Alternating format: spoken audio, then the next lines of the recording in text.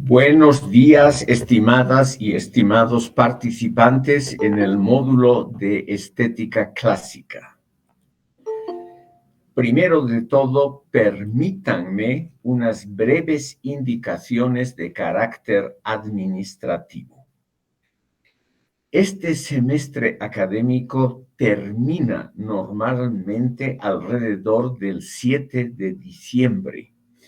Más o menos por esa época, ruego a ustedes encarecidamente que me hagan llegar sus ensayos, sus pequeños trabajos críticos para obtener una calificación. Vuelvo a poner mi dirección electrónica arriba, lo hago seguramente por 10ª vez, para que ustedes me envíen sus trabajos antes del 8 de diciembre de este año. Háganlo con calma. El gran filósofo estoico Séneca, del cual ustedes han oído hablar, calificó al apresuramiento excesivo, al atolondramiento, como uno de los grandes males humanos. Y la solución, según Séneca, era hacer las cosas lentamente, pero a tiempo. Por ello quiero agradecer enfáticamente a las 5 personas que ya me han mandado sus trabajos para la calificación. Muchas gracias a los señores Ríos Laguna, Rocha Alarcón, Cruz Surco, Canaza Choque y Guardia Cárdenas, porque ya he recibido sus trabajos.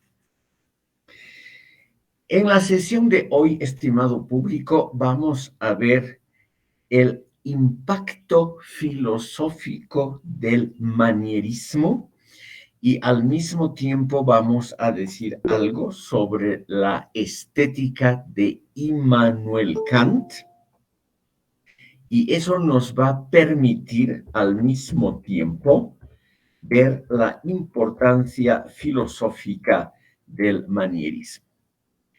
Ustedes se preguntarán con toda razón por qué yo doy importancia a una etapa relativamente oscura, breve y sin grandes obras maestras, como fue el manierismo en Europa occidental, más o menos entre 1530, 1550 y el comienzo del siglo XVII. Le atribuyo esa importancia simplemente porque los filósofos posteriores, incluyendo al gran Immanuel Kant, se han referido a ese periodo. El nombre manierismo es muy posterior, pero se han referido estos pensadores a este periodo por su importancia en el mundo del pensamiento, en el mundo, estimado público, que tiene que ver precisamente con nuestra temática filosófica. No solo Immanuel Kant, sino el gran pensador de filosofía política británico, Edmund Burke, y otros también se han referido a esta temática. Por eso, estimado público, voy a empezar mencionándoles lo siguiente. Immanuel Kant es el autor de las 3 grandes críticas que seguramente ustedes han oído hablar: la crítica de la razón pura sobre problemas cognitivos, la crítica de la razón práctica sobre cuestiones de ética y la crítica de la facultad de juicio, o simplemente la crítica del juicio sobre cuestiones estéticas. Pero anteriormente, estas todas son obras producidas después de 1780, anteriormente, en 1764, 1766, Kant compuso una obra que ahora, en este momento, está siendo ampliamente discutida en círculos filosóficos.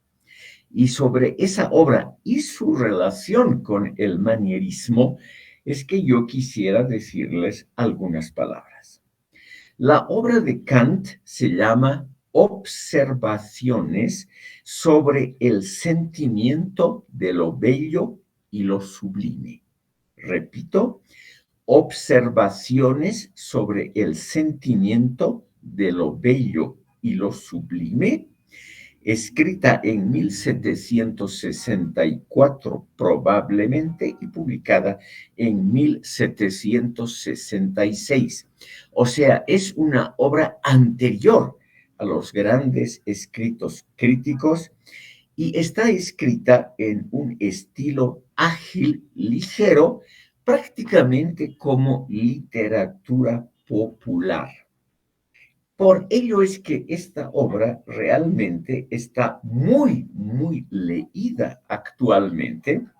Aquí en las librerías de La Paz se puede adquirir una edición crítica mexicana publicada en 2017, una edición crítica con un estudio introductorio de Dulce María Granja Castro.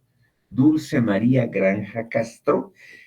Y el libro es muy fácil de leer, no es un libro complicado como los otros de Kant, sino que este realmente ha sido pensado en un público muy amplio.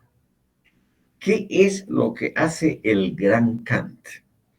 Kant, estimado público, en esta obra se pregunta, ¿qué es lo bello? ¿Es algo subjetivo o algo objetivo? ¿Lo bello lo es por sí mismo o por la atribución de otros? Y esa temática se inicia con la enorme popularidad que alcanzó la obra de este pintor que les pongo aquí en la imagen. En español se llama simplemente El Bosco, El Bosco, o en su idioma original, en flamenco, se llama también Hieronymus Bosch o Hieronymus van Aken. Él vivió entre 1450 y 1516. Entonces, la pregunta que se hace Kant es muy simple, pero al mismo tiempo muy importante. ¿Acaso las obras de esta escuela son realmente bellas? ¿Lo son por sí mismas estas obras o lo son porque se les ha atribuido esa belleza? Aquí quiero mostrarles, estimado público, una de las obras más antiguas de este pintor flamenco que nació en lo que hoy es el sur de Holanda. La obra se llama El Prestidigitador, es de 1475.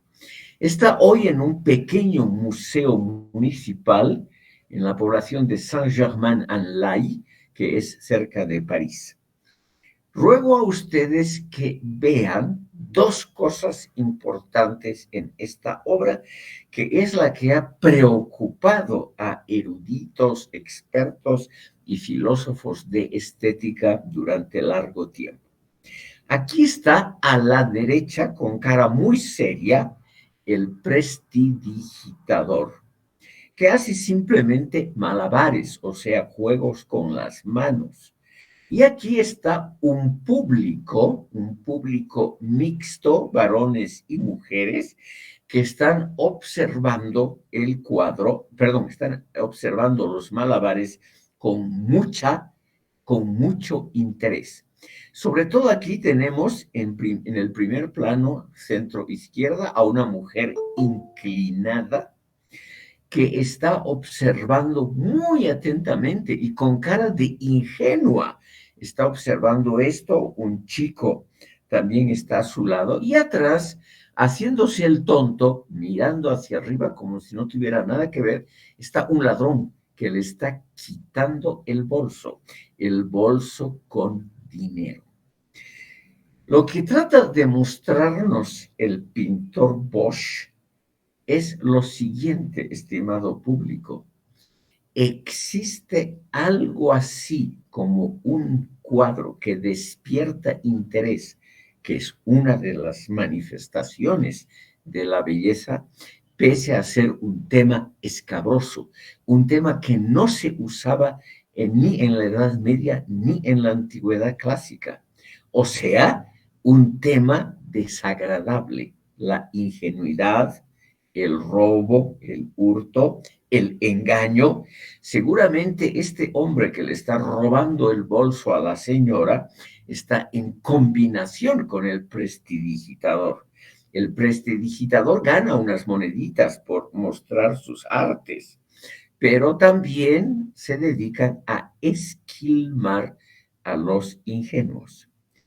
El cuadro tuvo fama de ser una manifestación de la belleza popular. O sea, según Kant, y aquí sigo el texto, lo bello está unido a un sentimiento de placer.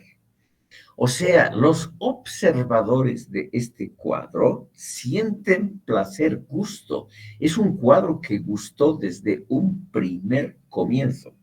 Desde que el cuadro fue pintado y luego vendido, pasó por muchas manos, fue un cuadro que gustaba a los observadores.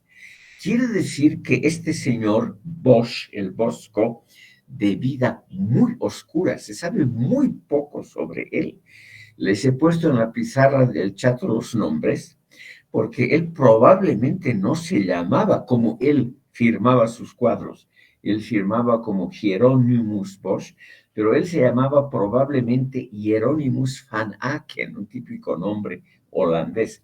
Era un hombre de una cierta estabilidad económica, por lo tanto, él podía pintar lo que quería porque no eran pinturas hechas para vender, sino para él mismo.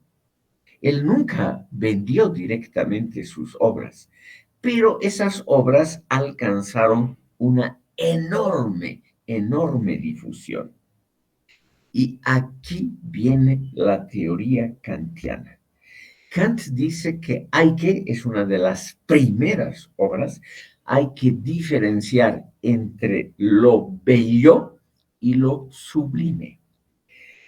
Entre otras razones, menciono con algún detalle esta obra kantiana porque actualmente, en la época postmodernista, lo sublime es uno de los puntos centrales de la estética actual relativista. La estética actual relativista nos dice: lo importante no es lo bello, que es una cosa subjetiva, además pasada de moda, clásica, sino lo interesante es lo sublime. La palabra, ya en la época de Kant, se dijo que estaba mal elegida, porque lo sublime en el lenguaje popular y también en el académico es lo elevado, lo muy notable, lo que se asemeja a proporciones celestiales, celestial del cielo. Pero Kant da otro significado a lo sublime, que es el significado que ha quedado hasta hoy. Es lo sublime, según Kant en esta obra, Observaciones sobre el sentimiento de lo bello y lo sublime, nos dice: lo sublime está asociado al temor, a lo terrible, a la angustia, a lo grotesco, a lo inhabitual, a veces a lo sobrenatural. Lo bello, nos dice Kant, inspira amor y atracción. Pero lo sublime inspira respeto y simultáneamente nos conmueve, nos asusta. Pero, estimado público, es lo que el mismo Kant dice, es un terror delicioso el que uno siente, un terror agradable que el espectador, en plena seguridad, desde su puesto de mero espectador, siente al ver estas obras. Vamos a ver otras de Bosch que inspiran ese terror delicioso del cual habla Kant y que realmente es hoy uno de los puntos de vista de la estética contemporánea. Ustedes aquí en La Paz han debido ver que hay muchos negocios que ofrecen un espectáculo que une la percepción del terror, de lo sobrenatural, de lo grotesco, pero uno está sentado en su cómoda butaca, no corre absolutamente ningún peligro y uno ve escenas de terror, uno goza de las escenas de terror. Y eso en la Edad Media final y ya en el Renacimiento, eso era lo usual. A la gente le gustaba, sin peligro, contemplar escenas grotescas de terror y cosas por el estilo. Aquí ven ustedes una obra del Bosco, una obra donde la gente está cantando y la que canta es una monja. Está cantando junto con un sacerdote y al mismo tiempo ustedes ven es una mesa que flota prácticamente sobre el agua. Están comiendo y bebiendo. Una carafa de vino está ya medio sumergida en esta especie de río. Es una nave, como ustedes ven, una nave, se llama también la nave de los locos.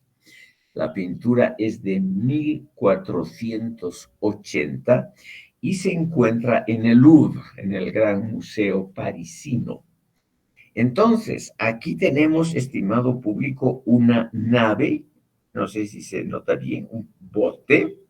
Sobre el bote está esta tabla, la mesa que parece flotar, y en el río están ya estos personajes que quieren participar del festín, como también los otros en tierra o en parte en el bote. Y aquí un ermitaño debajo de un árbol muy curioso. Entonces, no tiene mucho sentido. Se llama la nave de los locos, la nave de la locura, la nave stultífera, o sea, la nave de la locura, stultífera. Entonces, aquí tenemos algo grotesco que es extraordinariamente popular en toda la pintura y también una cosa muy apreciada por las clases altas. El, Aquí está otra vista de la nave de los locos más claramente, o sea, un sacerdote a la derecha, una monja frente a él. La monja canta con una especie de guitarra medieval. El sacerdote también está cantando con ella, los otros locos también cantan. En fin, estimado público, hay de todo en esta nave de la locura, en la nave stultífera. Y lo que trata de mostrar el pintor es que la gente se divierte, que a la gente le gusta ver ese espectáculo. No es un espectáculo desagradable. ¿Por qué aquí otra vista del mismo cuadro? Hay varias obras de El Bosco que nos muestran cosas similares. Por ejemplo, en esta escena, gente que también canta. Ven ustedes aquí, hay instrumentos musicales diversos. El hombre de rojo está tocando una flauta.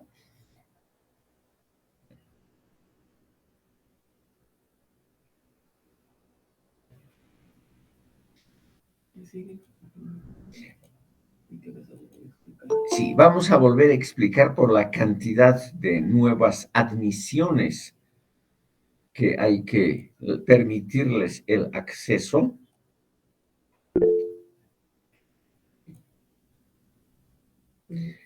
Una mano levantada. Sergio Aguilar, por favor, señor Aguilar, adelante.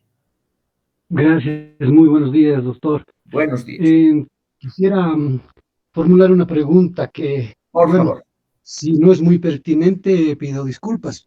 Lo siguiente, usted mencionó más antes a Humberto Eco, un autor, un escritor, autor de varias obras, y él había hablado de la falibilidad de la ciencia, falibilidad de la historia. Esto lo leí en un artículo de prensa que tengo guardado y me ha interesado mucho. Quisiera consultarle dos cosas, doctor. Por favor. No sé en cuál de sus obras están estos criterios y si este criterio de la falibilidad, o sea, de la duda de la historia, de la duda de la ciencia y esa duda casi metódica que él pregona y que él describe, se incorporarían en estos términos, porque me parece que esta formulación que está presentando, doctor, esta apreciación estética de lo grotesco, etcétera, Sí, también tendría, digamos, cabida en esa flexibilidad de la cual nos explica Humberto Eco. sí, Gracias, sin doctor. duda alguna, señor Aguilar. Eh, Él ha escrito dos obras importantes, La historia de la fealdad y La historia de la belleza. Y la historia de la fealdad nos muestra, Eco es un relativista postmoderno, que los términos verdad y fealdad, belleza y lo horrible, son términos en el fondo intercambiables que dependen del, o sea, son relativos, dependen del contexto histórico y social del momento. Humberto Eco nos muestra precisamente que cosas feas, en el fondo son estos cuadros, ninguna cara que ustedes ven aquí es bella, la composición tampoco no es una composición clásica como las de Tiziano, etcétera, sino que es una cosa realmente fea con elementos grotescos. Aquí, por ejemplo, el flautista sobre su sombrero está soportando un ave. Aquí también la señora, la monja que está aquí en el centro derecha soporta una lechuza. Todo es grotesco. Este personaje del centro tiene un embudo de cocina por sombrero. Es decir, todo es medio ridículo, pero al mismo tiempo aquí hay un libro de notas con alguna canción clásica o alguna obra de música de valor clásico. Entonces, señor Aguilar, lo que nos muestra este gran historiador del arte, que es Humberto Eco, es que la belleza es algo estrictamente relativo y que está muy mezclado con el concepto de fealdad. Lo feo puede ser bello y lo bello puede ser feo dependiendo del contexto. ¿Quién lo puso a El Bosco, a este pintor anónimo? Se sabe, perdón, casi anónimo, se sabe muy, muy poco de la vida de él. ¿Quién lo puso de moda? Dos grandes coleccionistas absolutamente clásicos, Carlos V y su hijo Felipe II, que eran ultracatólicos, hoy día con términos políticos podríamos decir muy conservadores, la derecha militante del siglo XVI en Europa. Ambos querían, como tal vez ustedes saben, revertir el protestantismo y ser los campeones del catolicismo. Los dos reyes de España, Carlos V, Carlos I de España, y su hijo Felipe II. Ellos son los que compraron estas obras para las colecciones reales. Por eso los cuadros más importantes de El Bosco se encuentran o en el Museo del Prado en Madrid, que es el heredero de las colecciones reales, o en el Museo de Arte Antiguo en Lisboa, en Portugal, que durante mucho tiempo fue parte de España, sobre todo bajo Felipe II. Entonces, Se puede decir muchas cosas y aquí también esta explicación es un intento de dar una respuesta al señor Aguilar. Se puede decir muchas cosas en contra de estos dos monarcas fanáticos del catolicismo militante más reaccionario que había en el mundo, pero tenían un gran gusto artístico.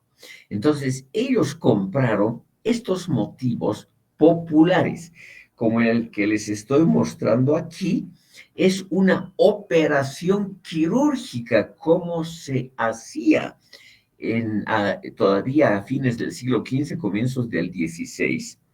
Al paciente se lo ponía en una silla, se le daba mucho alcohol. Aquí ven ustedes un monje, le está dando por las dudas la extrema unción, y el médico, que tiene un bonete de tonto, un sombrero de estúpido, un embudo, le está haciendo una operación en el cráneo. Y una mujer, seguramente su esposa, que desprecia la cultura, tiene un libro como, realmente es algo grotesco, un libro como sombrero, mira con cariño, con tranquilidad la operación en la cabeza que le están haciendo. ¿Qué trata de mostrar el Bosco? Trata de mostrar que las diferencias, límites y fronteras entre lo bello y lo feo, entre lo exaltado y lo grotesco, son fronteras artificiales y fronteras cambiantes. Aquí les muestro una de las dos obras cumbres de El Bosco que se encuentra en el Museo del Prado en Madrid, que se llama El carro del heno. El heno es un material agrícola importante. Aquí ven ustedes un carro cargado de heno. Es un tríptico. A la izquierda está el paraíso terrenal y la creación de Adán y Eva, y abajo la expulsión de Adán y Eva. A la extrema izquierda está justamente lo más popular de este cuadro, el infierno, la representación hermosa y terrible simultáneamente de los tormentos del infierno. Y aquí en medio está la tierra, la vida en la tierra.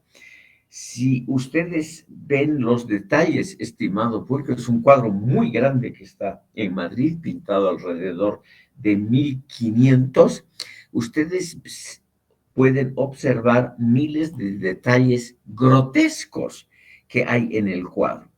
Aquí a la derecha, por ejemplo, está esa creación del mundo. Aquí ven ustedes Dios Padre, que está muy confuso, apenas pintado en una nube arriba. Y aquí está la creación de Eva, de la costilla de Adán. Y aquí abajo a la derecha está la expulsión. Ya se están tapando, ya se están tapando. Aquí ven ustedes otro detalle del cuadro, porque se sienten expuestos a la realidad del mundo, y esa realidad es siempre peligrosa para el ser humano. El arcángel los está, con la espada, los está expulsando.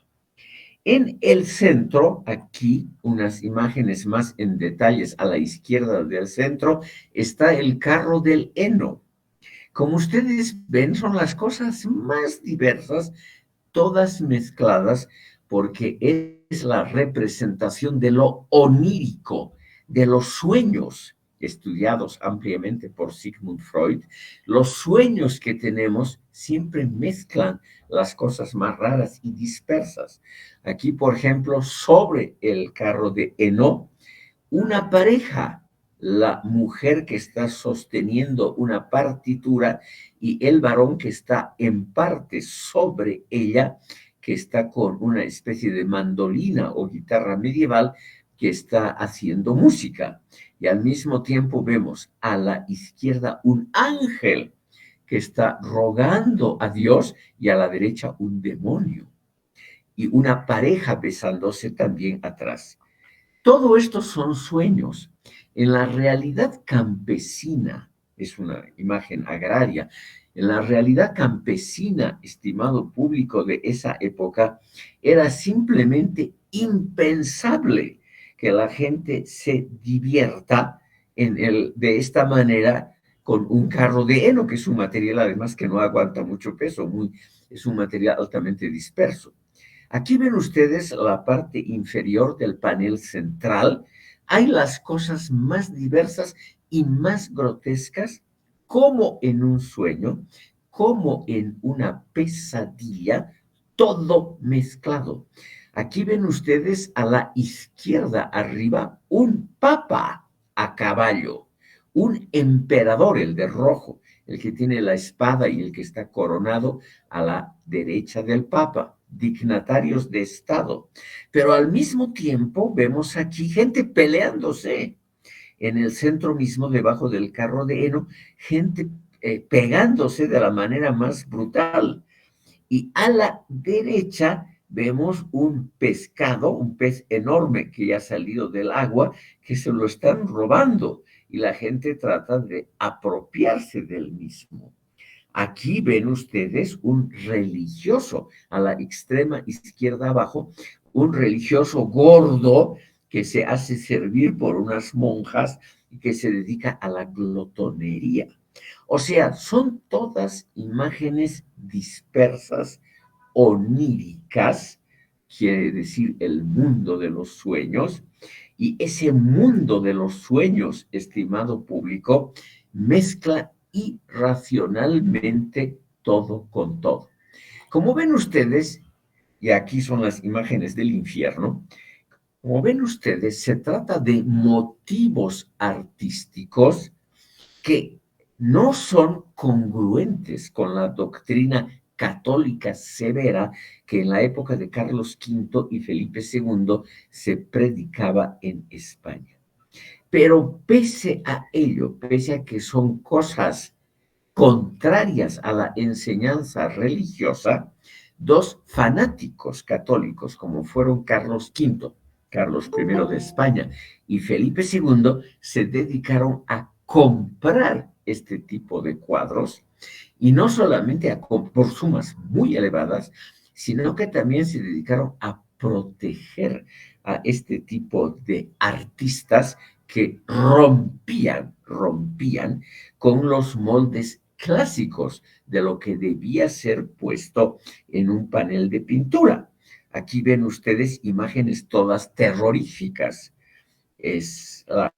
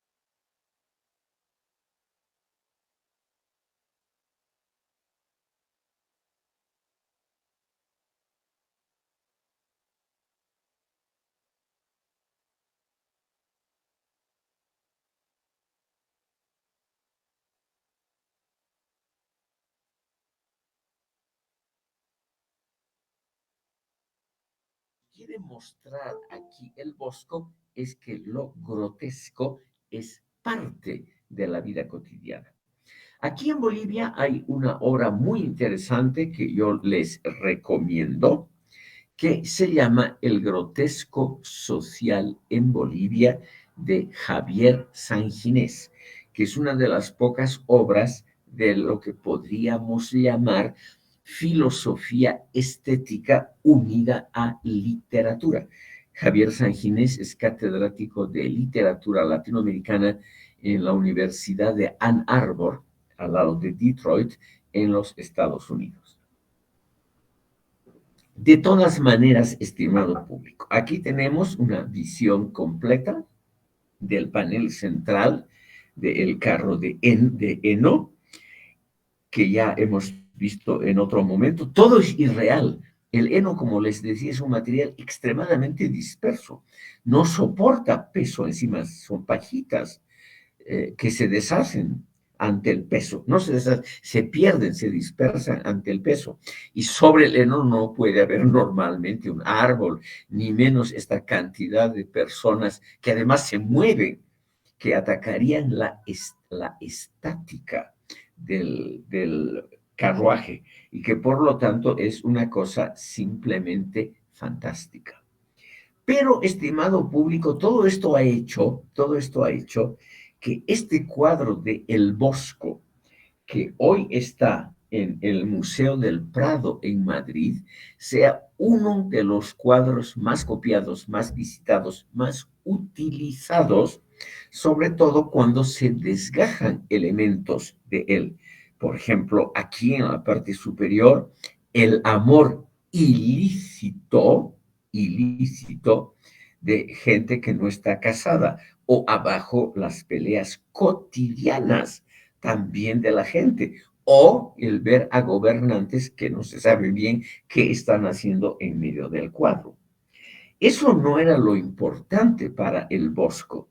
El Bosco lo que quería mostrar es que lo grotesco, lo irracional, también pertenece al mundo humano. Esta es, estimado público, otra de las representaciones del paraíso. Y el paraíso, que empieza muy serenamente, termina con la expulsión de Adán y Eva del paraíso terrenal. Aquí ellos ya se sienten expuestos al mundo real, al mundo del peligro y del pecado, y por eso se cubren sus partes íntimas. Y aquí está el arcángel que los está expulsando. Como les decía, lo más popular son las imágenes del infierno. Es muy difícil imaginarse cómo es el infierno. Y el Bosco es el gran especialista en esa temática. Kant, en esta obra que les digo, Observaciones sobre el sentimiento de lo bello y lo sublime, separa lo bello de lo sublime. Lamento repetir esto porque es lo central de la obra kantiana. Él nos dice, lo sublime está unido al temor, a la angustia, a lo terrible, pero es también lo que nos gusta observar desde la seguridad de la butaca o del lugar del espectador. Lo bello, que está unido a un sentimiento inofensivo del placer, lo bello es solamente una parte del placer estético. En esta obra, Kant escribe contra las convenciones sociales del campo estético, contra los prejuicios colectivos de su época, contra el fanatismo religioso, contra la ignorancia, aunque comparte el prejuicio del tiempo, por ejemplo, contra otros pueblos. Es mi deber mencionarles que él se refiere despectivamente de los negros africanos del sur del Sahara porque no sabrían contemplar lo estético. Entonces, lo bello y lo sublime son disposiciones del ser humano, parte inherente al ser humano, porque su naturaleza y su sociabilidad siempre son altamente complejas y mixtas. Kant nos dice en la filosofía clásica, la idea de la belleza está unida a la bondad y la justicia. Esta es la concepción platónica que todavía era muy fuerte en la época de Kant. Reitero, la belleza está vinculada a la idea de la bondad y la justicia. La belleza significa para esa estética clásica la perfección, la proporción ideal, la nobleza y el valor. Por lo tanto, la belleza unía lo humano con lo divino, lo limitado, que es lo finito, con lo ilimitado, que es lo infinito. Se partía en la estética clásica de formas naturales bellas, como bellos cuerpos humanos, pero para ascender a la belleza inmortal, la belleza del alma, la belleza de las ideas y de la razón.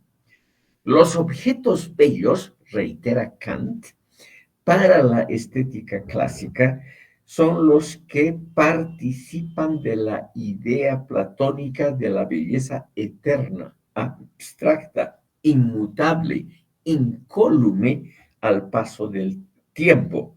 Por lo tanto, una belleza que nos participa de la esfera celestial. La belleza sería la representación material de lo justo y lo bueno. También en la Edad Media, lo bello fue definido como el orden, ya hemos hablado, las proporciones, la pulcritud, la magnitud, etc. Pero, a partir del siglo XVIII, cuando estos cuadros vuelven a ser extremadamente populares, se nota, estimado público, que hay una forma, no de belleza, pero de agrado, tanto del artista como del espectador, un agrado ante lo grotesco, lo onírico y lo irracional. Y eso es la base de lo sublime, que para Kant y pensadores de su época tiene una importancia igual que lo bello clásico. Quiero recordar, es un tema que ya hemos tratado en una sesión anterior, que el filósofo alemán Alexander Baumgarten, quien vivió entre 1714 y 1762, publicó la primera estética con ese nombre en 1750 e inició la disciplina autónoma de lo bello, aunque él dijo como hermana menor de la lógica. Aunque sea la hermana menor de la lógica, según Baumgarten, la estética merece un tratamiento autónomo. Y Kant parte de esa idea. O sea, frente a la lógica de la razón pura, a la lógica de la razón práctica, él instituye como tercera gran potencia del ser humano, de la mente humana, la facultad de apreciar, la facultad de juzgar lo bello. En castellano esa obra se la ha traducido simplemente como crítica del juicio. El nombre alemán sería mejor traducido como crítica de la facultad de juzgar, y de juzgar, claro, cosas estéticas.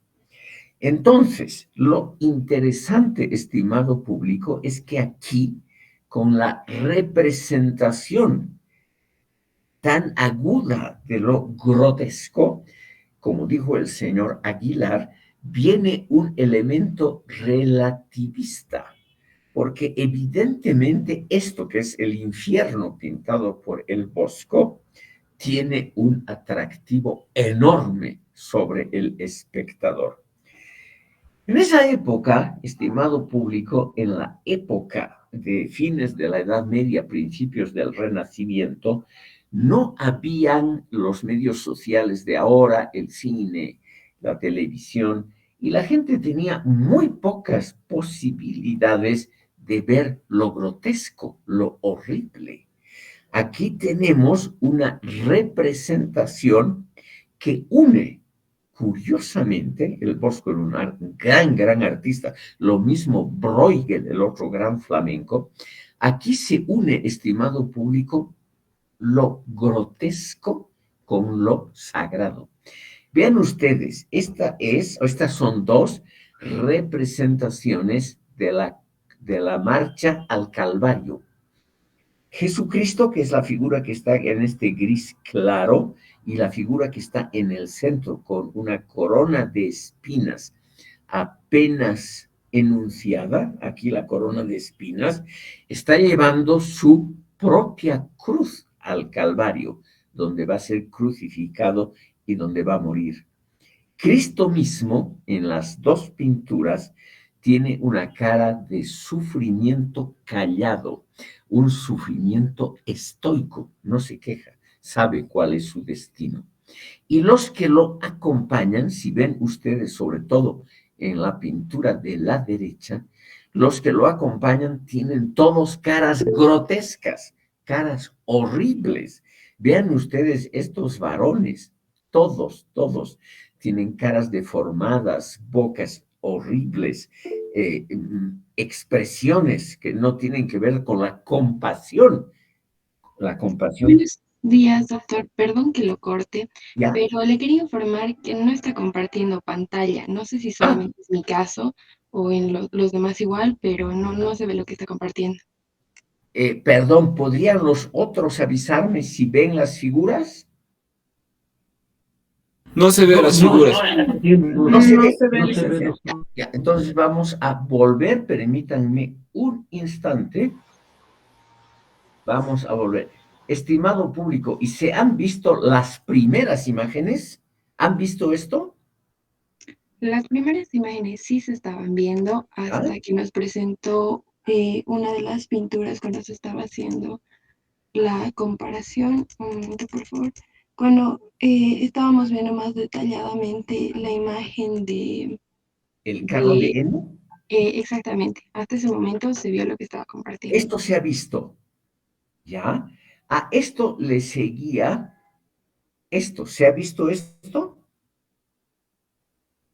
Doctor, sigue sin compartir pantalla. Ya, o sea, este es el momento del error.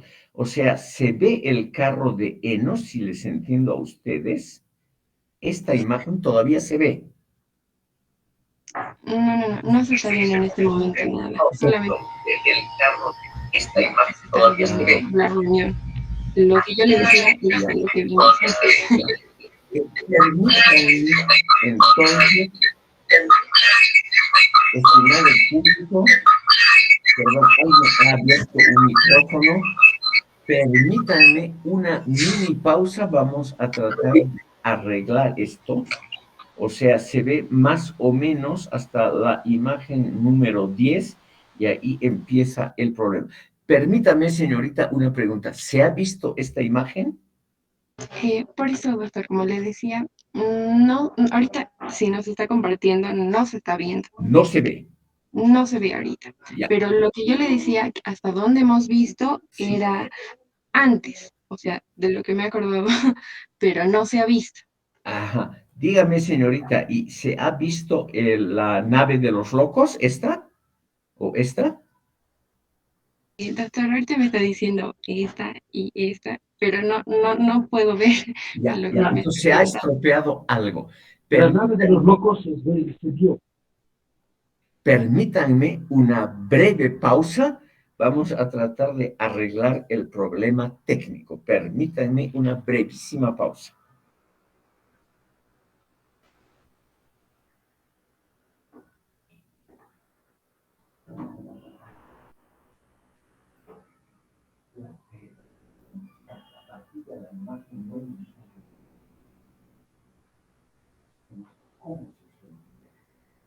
Se ve hasta las 9. A partir de las 10 ya no se ve. O sea, a partir del carro de Eno no se ve.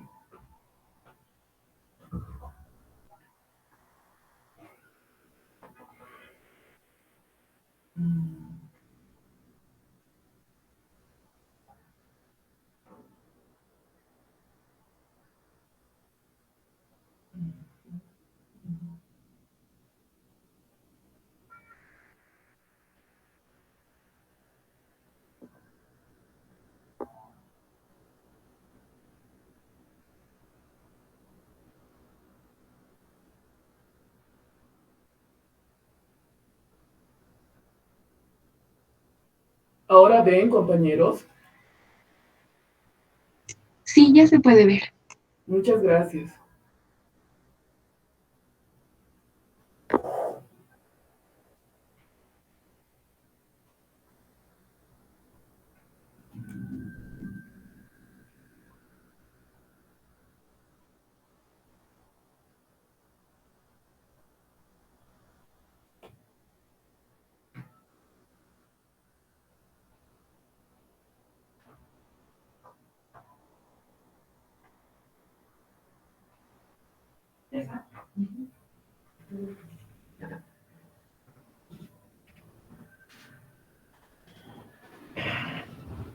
Sí, ya se ve ahora. ¿Se ve ahora? Ya. Como les decía, esta es la nave de los locos que creo que han visto ustedes y nos hemos quedado más o menos aquí. El carro de Eno, que ya hemos dicho algunas palabras con sus imágenes oníricas, o sea, lo que tiene que ver con los sueños. Todo esto es parte de un grotesco social, es decir, es algo que nosotros lo tenemos en la fantasía, pero que no corresponde a la vida real. Lo mismo aquí, escenas como estas, ¿no? Aquí los amantes, dos grupos de amantes sobre el carro de Eno, rodeados de un ángel por un lado y de un demonio por el otro, o aquí la gente que roba un gigantesco pescado y tratan de escapar, todas caras grotescas. Como ustedes ven, la disposición de las figuras es algo que obliga a ver detalle por detalle. Igual que en un sueño, hay cosas inconexas lado a lado. O sea, las figuras, por ejemplo, del religioso glotón a la extrema derecha abajo, y las figuras de las peleas entre campesinos en el centro mismo de este panel, o aquí la rueda del carro que está por aplastar a un hombre, o el emperador y el papa como figuras de la jerarquía que no se sabe qué están haciendo. Todo eso ocurre en los sueños. Y los sueños son, según Bosch y según Sigmund Freud, parte importante de nuestra vida intelectual. Por ello es que estas escenas del infierno, estas escenas fueron muy apreciadas, porque igual que los juegos modernos de terror, nos permiten experimentar el horror, pero como lo dice Kant, de una manera deliciosa, porque estamos en seguridad. Vemos, estimado público, lo grotesco, lo horrible, lo peligroso, el infierno mismo, y lo vemos tranquilamente como espectadores que no corremos peligro. Entonces, lo sublime, según Kant, según Baumgarten, según Edmund Burke, según estos tres grandes pensadores del siglo XVIII, lo sublime es una parte muy importante de la estética. Kant enfatiza la función ordenadora del juicio para comprender y determinar lo bello. Lo bello, según Kant, es lo placentero, lo que causa regocijo y alegría. Lo bello es lo sensual. Por ejemplo, como lo vemos aquí, lo gracioso, lo elegante, lo vivaz. El gusto, nos dice Kant, no es arbitrario. Se forman consensos del gusto que perviven a lo largo del tiempo. Y por ello, en el siglo XXI, siguiendo a Kant, nosotros podemos experimentar lo bello de estos dibujos y pinturas tradicionalistas y religiosas en gran parte, que tienen muy poco que ver con nuestra vida cotidiana. pero nosotros podemos comprender la historia que está detrás, porque según Kant se ha formado un gusto, se ha formado una especie de idea estética que pervive a través de los siglos, por ejemplo, el ideal clásico de la belleza. Quiero preguntarles si se ve bien esta imagen. Esta imagen, estimado público, es el tríptico llamado El Jardín de las Delicias, la obra clásica por excelencia, si se puede llamar algo clásico, o sea, algo central en la pintura grotesca. El Jardín de las Delicias, pintado alrededor de 1503, que se halla hoy en el Museo del Prado. Estimado público, este Jardín de las Delicias ha servido como motivo, disgregándolo en escenas, para una serie muy grande de imágenes modernas. Si ustedes ven, sigue la misma composición de pinturas, digamos, tradicionales. Aquí está el paraíso, eso sí, mucho más elaborado que el paraíso de las pinturas anteriores de El Bosco. Es un jardín simplemente imaginario. En el centro, donde estoy moviendo el cursor, una especie de fuente fantástica que nunca existió en la realidad, árboles imaginarios, paisajes que tampoco existen como tales en la realidad, animales también fantásticos como los que se ve aquí, y aquí la creación de Adán y Eva como culminación de ese paraíso. Y aquí vemos en el centro, en el famoso, muy famoso panel central, vemos imágenes de la felicidad.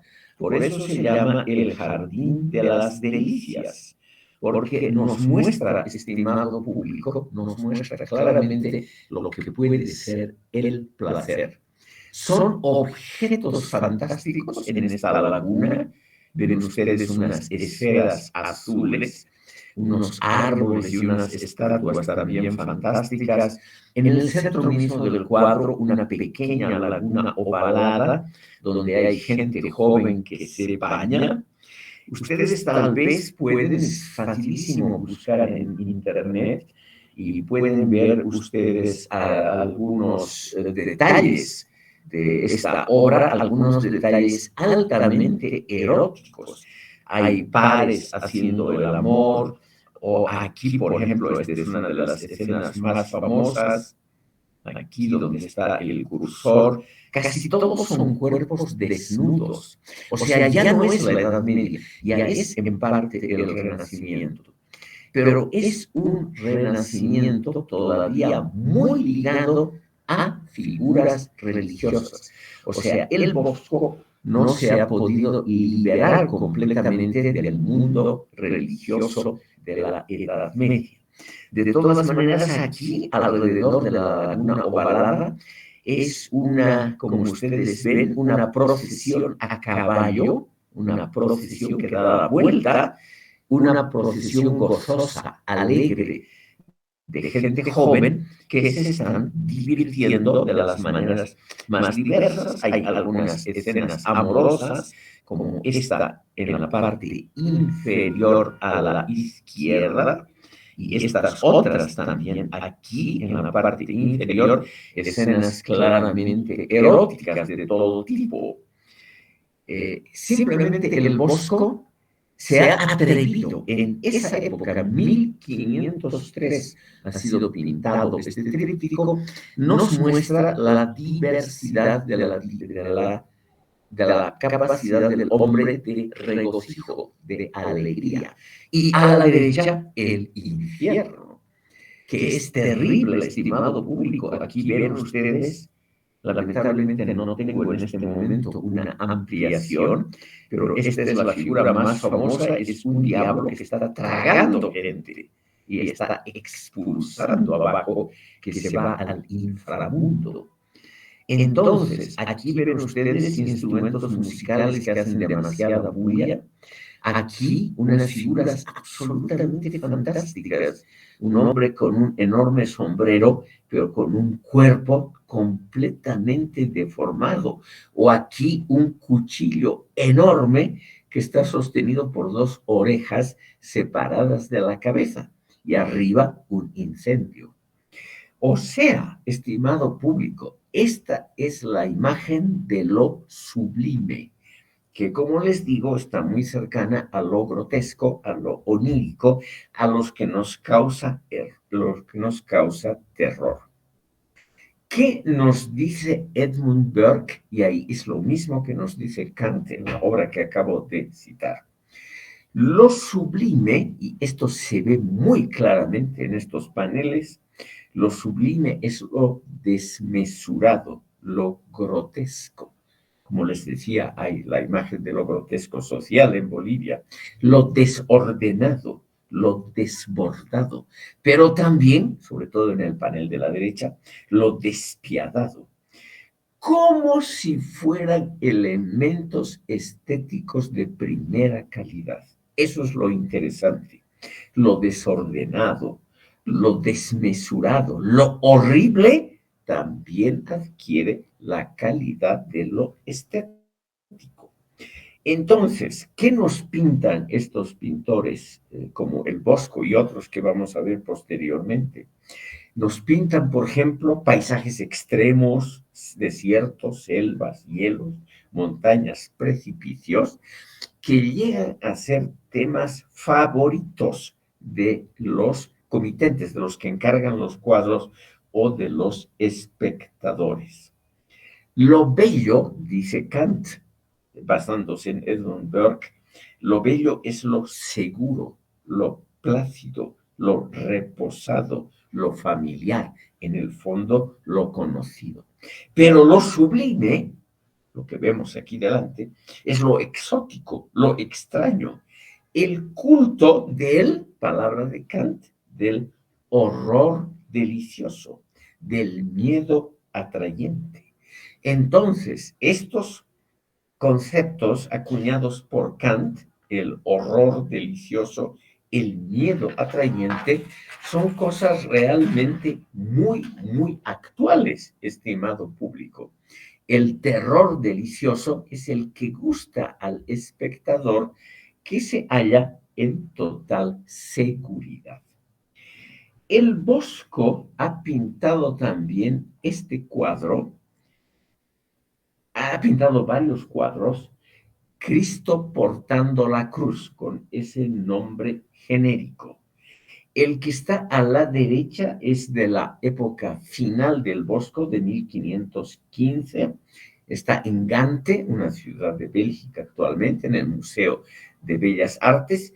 Y como les decía, muestra el contraste entre el rostro plácido, o mejor dicho, sumiso, paciente, estoico de Jesucristo, que está cargando esta pesada cruz y que está ya coronado de espinas, y sus esbirros que lo acompañan o lo cuidan. Y esos esbirros naturalmente tienen todos caras grotescas, horribles. Se puede decir, siguiendo a Humberto Eco, que esta es la belleza de la fealdad, porque este cuadro fue muy, muy popular, estimado público. Hay diferentes versiones, ustedes ven el de la izquierda, que es mucho más moderado. Jesucristo está ya medio caído, y aquí hay algunos con traje sacerdotal que lo ayudan a llevar el pesado madero. Pero al mismo tiempo hay un público indiferente a ese sufrimiento, indiferente. Tenemos entonces, estimado público, según Kant, dos tipos de esa fealdad estética: lo sublime de la grandeza y del ingenio, pero también lo sublime de la fuerza y del poder. Según Kant, lo sublime es el entusiasmo por lo que admiramos o no comprendemos del todo racionalmente, pero que nos atrae. Nos atrae lo suprasensible, lo que está por encima de nuestro entendimiento normal. Kant, y aquí viene la parte más controvertida de la teoría kantiana que me permito explicitar. Kant nos dice, lo bello es la palabra de Kant, estimado público, no es mi opinión. Nos dice, lo bello está ligado a lo femenino, al día, al sol. En cambio, lo sublime está vinculado a lo masculino, a la noche, a la luna.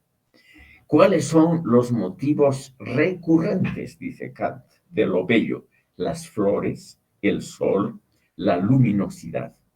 En cambio, lo sublime nos muestra bosques frondosos pero misteriosos, la luna y la oscuridad.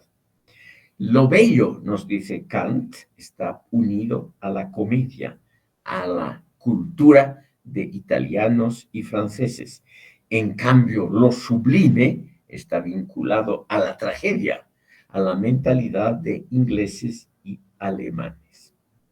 Estimado público, hay largas páginas en esta obra de Kant, titulada, como les decía, Observaciones sobre el sentimiento de lo bello y lo sublime, largas páginas muy aburridas, donde él hace una clara separación, una dicotomía, hoy insostenible, entre lo bello, que sería lo unido a la mujer, a lo femenino, a lo gracioso, a lo bonito, a la luminosidad, al sol, y lo sublime, que estaría unido a lo oscuro, a lo misterioso, pero también a la fuerza, al poder, a lo masculino. Esa separación entre lo sublime masculino y lo bello femenino, naturalmente hoy es insostenible, pero fue extremadamente popular en la época de Kant. En su gran obra, La crítica del juicio o la crítica de la facultad del juicio, Kant nos dice que la facultad del gusto es contemplativa, pero abierta esta facultad a una formación continua. Por eso él nos dice, la estética no es algo completamente irracional, no es, sino que realmente la estética es algo que se ha formado en el curso del tiempo. Es algo que nos permite también establecer que el Bosco, el pintor misterioso por excelencia, el Bosco es también un gran representante del arte como Rafael y Miguel Ángel. Es decir, estas representaciones, estimado público, son tan buenas o depende naturalmente del gusto, estas representaciones de arte son tan buenas como las de Tiziano o Miguel Ángel. Kant nos dice, hay una formación continua del gusto. Es la famosa definición de la facultad de emitir juicios sin interés material posesivo, sin el anhelo de posesión. La estética, también la que aprecia lo bello o lo sublime, independientemente de eso, lo hace sin pensar en obtener materialmente esos objetos bellos o sublimes. O sea, la facultad estética, en la famosa definición, es algo sin interés material posesivo, es decir, deseo, sin el anhelo de tener la posesión material y sin tener una utilidad práctica, sin pensar en el aprovechamiento del objeto bello. El juicio, que es una forma de discernir, de distinguir, es subjetivo, pero se basa en una idea general, una idea supraindividual de valores estéticos generalmente aceptados. Por ello nos dice Kant, nosotros, habla del siglo XVIII, podemos gozar del arte clásico griego que ya tenía 2000 años de antigüedad, de la misma forma en que lo han gozado los habitantes de la Grecia clásica. El juicio estético es evidentemente un acto de libertad subjetiva, de libertad individual, pero integrado, nos dice Kant, a la formación objetiva supraindividual de juicios estéticos generalmente aceptados. Esta idea, estimado público, esta idea de que hay una especie de juicio que se ha formado desde la antigüedad y que nos permite comprender hoy, 2500 años después, nos permite comprender y gozar del arte clásico, es una idea que también la ha expuesto Karl Marx. En una de sus obras más áridas de economía política, los llamados Grundrisse, los fundamentos de la economía política, Marx se refiere, estimado público, a un problema muy interesante. Y es interesante porque lo menciona dentro de un libro de economía. Él se pregunta, ¿por qué todavía hoy nos gustan las obras clásicas del arte griego? Y Marx esboza una respuesta muy similar a la de Kant, porque hay un juicio estético, un discernimiento que se ha formado a lo largo de siglos, y eso es supraindividual, o sea, sobre el individuo. Es una cosa un poquito general y colectiva, o sea, una idea universal de lo que es bello, que nos permite reconocer esos valores estéticos permanentes. Para contraponer, estimado público, lo grotesco de estas obras de El Bosco, quiero mencionarles ahora a los dos últimos grandes representantes del arte manierista. Los dos últimos representantes son Tintoretto y El Greco, ambos sobrenombres. Tintoretto se llamaba originalmente Jacobo Robusti, vivió entre 1518 y 1594. Aquí tenemos un autorretrato de Tintoretto. Él se llamaba, como les decía, Robusti, apellidaba, pero todos estos grandes artistas manieristas, Rosso Fiorentino, Giulio Romano, Parmigianino, etc., se conocen por sus apodos. Muy poca gente se refiere al Tintoretto como Jacobo Robusti. Tintoretto, estimado público, es importante porque une lo grotesco, lo desordenado, lo imprevisible, lo une con valores clásicos. O sea, es el fin del manierismo y el comienzo del barroco, que es lo que nos va a ocupar en la segunda parte de esta sesión y en la sesión del próximo miércoles. Una de las obras cumbres de Robusti, de Tintoretto, es San Marcos libera al esclavo, el milagro de San Marcos. Y esta obra ha sido pintada en 1548 y está en la famosa Academia de Venecia. Es un cuadro enorme de dimensiones. Tintoretto era un trabajador infatigable. Ha pintado más de 300 cuadros de enormes dimensiones como este, donde hay, como ustedes ven, una enorme cantidad de figuras. Eso es lo típico del manierismo posterior, que se repite en el barroco. Ustedes ven muchísimas figuras, lo que da dinámica al cuadro. Aquí esta escena parece estar en movimiento. Ustedes ven, es una diagonal que forman las cabezas de la gente, las cabezas del público que está mirando la liberación del esclavo. El esclavo ha sido liberado por la figura central del cuadro, que es San Marcos. Aquí tenemos a San Marcos, apóstol, evangelista y un notable propagador de la fe, de la primera fe cristiana.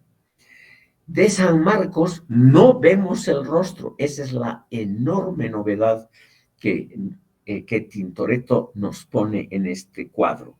Estimado público, esta es la figura central del cuadro, este santo que desciende del cielo y que está en esas posiciones extravagantes, o sea, raras, que los manieristas adoran. Aquí lo vemos desde la perspectiva de los pies, lo vemos, es decir, de un lado muy poco usual para mostrar un santo. Lo que está muy claramente delineado son los pies y las piernas del santo. En cambio, la cabeza está en la oscuridad, pese a que tiene, como todos los santos todavía de esa época, una corona, un aura de luminosidad para mostrarnos la santidad de este personaje.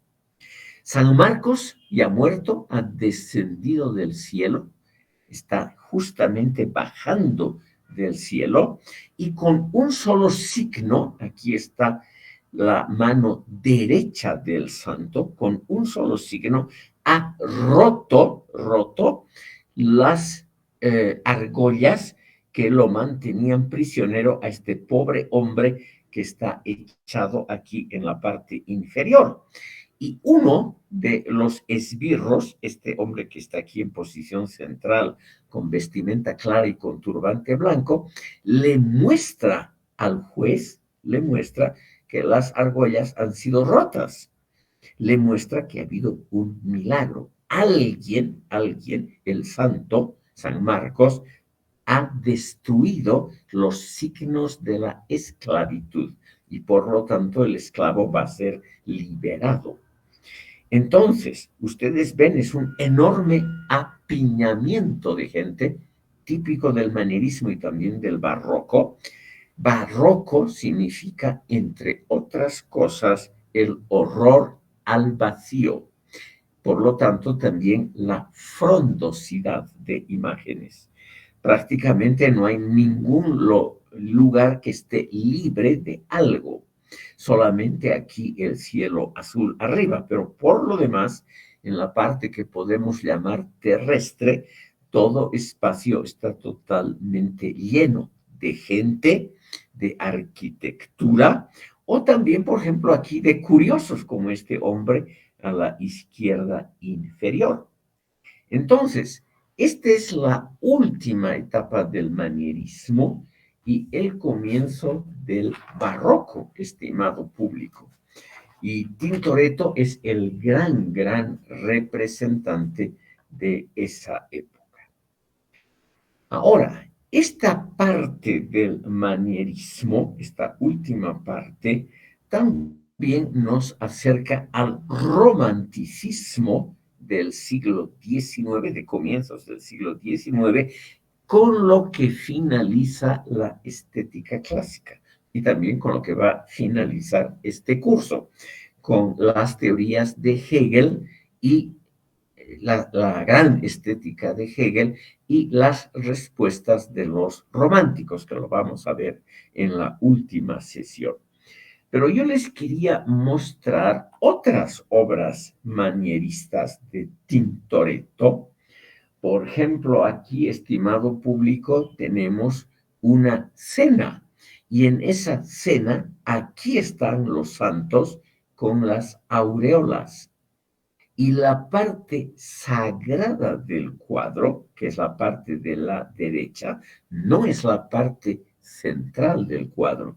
La parte central del cuadro es este ayudante que le está sacando las botas a uno de los comensales, o sea, una figura completamente secundaria adopta el centro, ocupa el centro de la actividad. Eso es lo interesante, es poner lo secundario como si fuera lo central. Y Jesucristo mismo está aquí reclinado sobre un pilar dibujado, delineado en forma pequeña y oscura. Por lo tanto, estimado público, realmente es una novedad. Como ustedes ven, una figura también bastante grande y muy clara es este perro que no contribuye a explicar la escena principal. Es en todo caso, estimado público, escenas que nos muestran lo típico del manierismo, que es lo secundario llega al punto central de la obra. Este es el mensaje de los manieristas. Quiero mostrarles aquí, estimado público, con esto vamos a terminar la primera parte de esta sesión, la obra cumbre de Tintoretto, que es La Última Cena, y que también es una obra muy utilizada por los expertos en estética para mostrarnos la originalidad de los manieristas, que tienen la capacidad de mostrarnos cosas que nosotros generalmente pasamos por alto. Aquí es una última cena muy original porque la mesa de la última cena está presentada en forma oblicua. Es la primera vez que se hace eso. Generalmente la última cena está presentada por una mesa que está horizontal con respecto a nosotros. En cambio, aquí está completamente oblicua y ocupa una diagonal que va de lo inferior a la izquierda a lo superior a la derecha, una diagonal que además divide el cuadro en dos partes. Esta parte de arriba a la izquierda, de este triángulo superior a la izquierda, es la parte sagrada.